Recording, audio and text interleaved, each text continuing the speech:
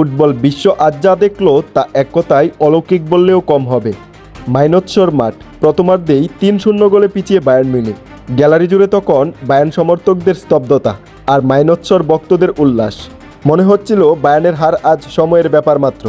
কিন্তু নাটকের তখনও অনেক কিছু বাকি ছিল। বিরতির পর মাঠে নামলো এক অন্য বায়ার্ন। একের পর এক আক্রমণ আর মাইনৎসের রক্ষণভাগকে চুরমার করে দেওয়ার লড়াই শুরু হলো। ৫৩ মিনিটে জ্যাকসনের সেই গোল যেন নিভে যাওয়া প্রদীপে তেল ঢেলে দিল। বায়ার্ন শিবিরে ফিরল প্রাণ। খেলা তখন জমে ক্ষীর। ৭৩ মিনিটে ওলিসের দুর্দান্ত ফিনিশ, ব্যবধান এখন ৩-২। মাইনৎসর রক্ষণভাগ তখন দিশেহারা। তারা বুঝতেই পারছিল না বায়ার্ন এই বিধ্বংসী রূপ কোথা থেকে পেল। ৮০ মিনিটে জামাল মুসিয়ালার সেই জাদুকরি গোল। ম্যাচ তখন ৩-৩ গোলে সমতায়। পুরো স্টেডিয়াম তখন তরতর করে কাঁপছে। কিন্তু বায়ার্ন কি শুধু ড্র করতেই এসেছিল? কখনোই না।